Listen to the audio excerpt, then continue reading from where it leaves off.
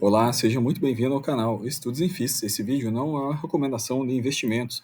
Vamos gravar nesse vídeo aqui um fundo da SNID, Fundo de Infraestrutura da Suno, relativo ao relatório número 10. Esse relativo faz base ao mês de outubro, beleza? Está um pouco atrasado aqui, né? Deveria ter saído em novembro já, mas não saiu ainda.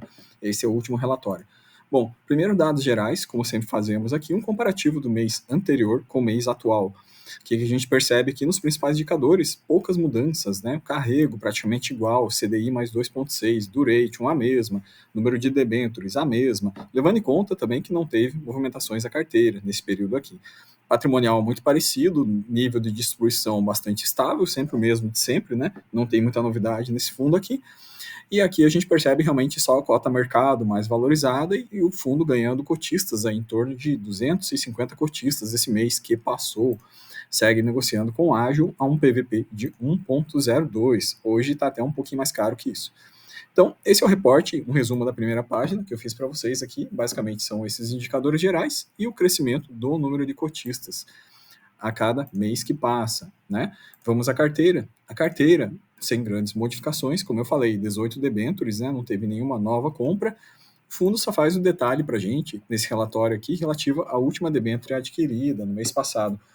Foi essa debênture da Enalta, NAT 21, setor energia, né? E essa debênture, levando em conta aqui, é uma debênture não incentivada. Então, o que a gente percebe? Se bater o olho nesse spread de crédito aqui, logo, vocês percebem que o spread dela é melhor do que das debêntures incentivadas. Como, assim, uma visão geral. Logicamente que isso não é regra, né? Mas, normalmente, produtos não incentivados têm um prêmio de risco maior do que produtos incentivados. A duration dessa debênture, 2,7, um PL de 3,6 no fundo. Né? Então, essa foi a aquisição do mês passado.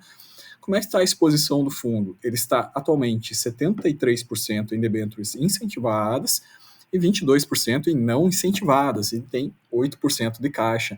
Vale a pena relembrar isso aí na regra da Lei 12.431, até 6 meses, né, o fundo tem que estar com mais de 67% de debêntures incentivadas, então o fundo da Suno já está dentro dessa regra aqui, e até os 2 anos ele tem que se adequar, chegando a 85% de debêntures incentivadas, né? Então, nesse período aqui, ele pode fazer o quê? Pode aproveitar ocasiões como essa, fazer compras de debêntures não incentivadas com um prêmio de risco um pouco maior, beleza? Para agregar ao portfólio do fundo. Sobre o setorial dele, bastante diversificado, né? O fundo, para o porte dele, tem uma diversificação boa. Principais setores: elétrica, rodovia e portos, os 3 principais. Duration do fundo, praticamente aqui 5 anos, em média, né? E a taxa da carteira dele, o rating médio da carteira dele, 60% dos produtos estão acima de A+. Bem na média do mercado de infras também. Nada muito diferente, nem muito especial com relação a isso, não é verdade? Então, vamos para a parte mais interessante, que é essa parte de rentabilidade, e a gente vai falar também alguns fatores interessantes sobre essa operação da Enalta. Então, sobre rentabilidade, né, a gente vê o fundo pagando de forma bastante consistente, R$ 1,15, né, todo mês, ele paga um equivalente ao carrego dele, praticamente, né, para manter justamente essa estabilidade.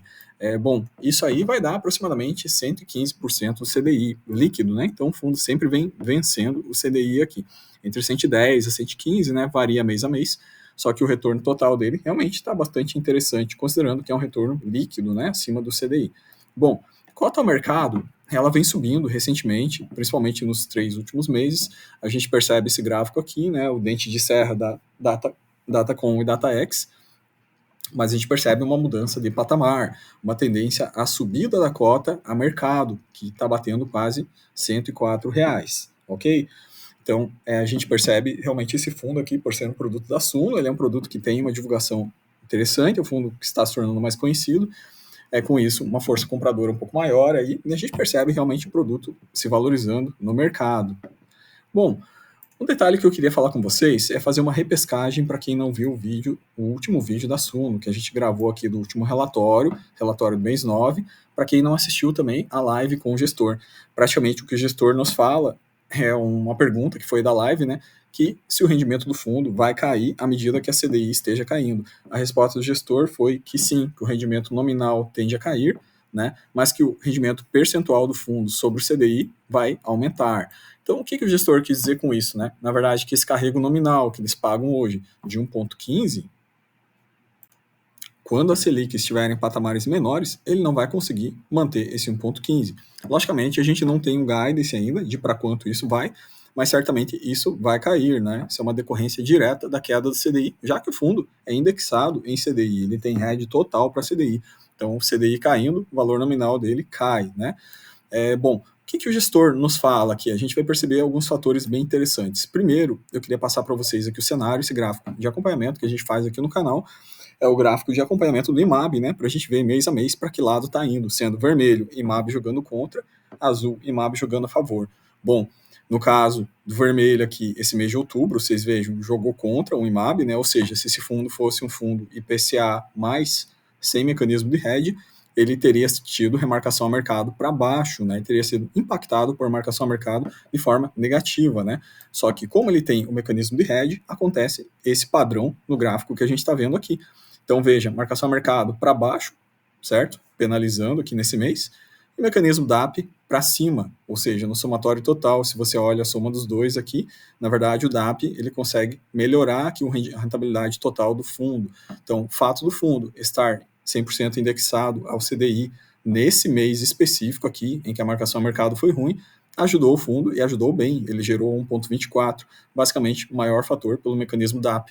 Logicamente, quando você trava uma rentabilidade, né, para diminuir volatilidade, você pode ter perdas no sentido oposto. Por exemplo, se vier uma marcação a mercado nos próximos meses aqui, como estamos vendo, bastante positiva, novembro e dezembro, o que vai acontecer com o mecanismo DAP? Ele vai virar para baixo, certo? Então o mecanismo DAP vai passar a ser um detrator, porque é como se a gente fizesse, no mundo das opções aí, é como se a gente fizesse um call de juros, né? Então, se juros já está negociado a um valor, e se juros vier a maior, tanto faz como tanto fez para o fundo, pois já está negociado a um valor fixo, não é verdade?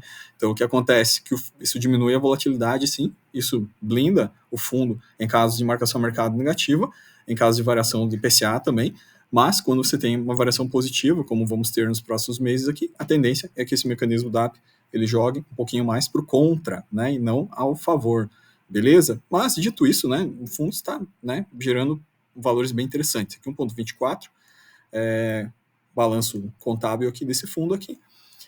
Vamos passar a próxima página. Aqui, essa página é interessante, queria gastar um pouquinho mais de tempo com vocês nisso. Bom, primeiro, ele comprou aquela debênture da Enalta, né? Já viu que é uma debênture não incentivada. Como que ele fez essa compra? Se o fundo ele usou caixa, ou o que ele fez? Então, o fundo nos relata que ele fez uma operação compromissada, que é uma operação de alavancagem, que consiste na venda pelo tomador do empréstimo de um ativo do seu portfólio, com o compromisso de recomprá-lo em uma data específica, corrigido pela data de juros acordados da operação. Então, basicamente, ele fez isso, ele fez uma venda de um ativo do portfólio, com o compromisso de recomprar com uma taxa de juros acordada. Quando que isso vale a pena, quando que não vale? Bom, isso aqui vai valer a pena quando a debênture que ele comprou com esse recurso aqui da alavancagem, com essa compromissada, se ela estiver uma taxa melhor do que a que ele compromissou nos juros. Então, o que ele nos fala aqui na sequência? A debênture comprada com os recursos de alavancagem, desde que ela tenha uma remuneração superior ao custo da compromissada, gera um carrego extra positivo para o fundo, advindo do spread entre a rentabilidade do ativo e o custo da dívida, gerando valor para o cotista. Então, a gente já viu aqui um spread bastante interessante dessa operação da Enalta, né, e ele fez essa compromissada e ainda está gerando lucro. Quanto lucro? Até o momento, ele não se relata que gerou em torno de 0,03 centavos, né, 3 centavos aqui, por cota para o cotista. Né, uma operação com risco controlado e uma operação bem interessante aqui, que não prejudica em nada o fundo. Ele detalha muito bem esse mecanismo da compromissada, né? E ressalta que mesmo ele tendo essa compromissada aqui, mesmo com a venda da debênture, os juros, amortizações e quaisquer crédito oriundos do ativo ainda são pertencentes ao fundo, cai na conta do fundo. Então, beleza? Acho que ficou super bem explicado aqui, a Suno é muito boa, esse gestor desse fundo é muito didático nas explicações, né? Deixa muito claro para o cotista o que está acontecendo. Bom, indo para o final aqui, vamos falar um pouco das reservas, né? Então, o que é esse gráfico aqui e o que o gestor nos fala? Que o SNID, desde o início dele, ele gerou 11,74 centavos em carrego, né? E ele distribuiu 11,50, ou seja, ele sobrou aqui 24 centavos em reserva, reserva pro forma. Bom, quando que ele vai utilizar a reserva? O gestor nos fala que essa reserva será utilizada para suavizar o movimento de queda, esse movimento de queda da Selic que a gente está vendo que vai acontecer, vai derrubar a rentabilidade nominal do fundo, então ele vai ajudar na linearização da distribuição dos rendimentos futuros, vai ajudar a segurar em 1,15 ou 1,10 ou em qualquer valor que seja, né, até que a gente estabilize um novo patamar de rentabilidade nominal com a nova Selic, com o fim do ciclo de cortes, né, ele vai fazer uma rampinha e vai usar esse rendimento para ajudar nessa linearização, para que fique mais suave para o cotista essa entrega aqui. Bom, aqui ele reforça a atratividade, né? Ou seja, mesmo com a queda do valor nominal, o fundo vai acabar rendendo percentualmente em relação à CDI valores interessantes, ok? Então, tendo visto isso, passamos aqui praticamente todos os pontos principais desse relatório número 10 aqui, que é o relatório de outubro. Vamos aguardar o relatório de novembro, né? Para a gente pegar e fazer uma leitura dele aqui no canal e uma análise crítica juntos, não é verdade? Então, um grande abraço a todos, até o próximo vídeo e fiquem com Deus.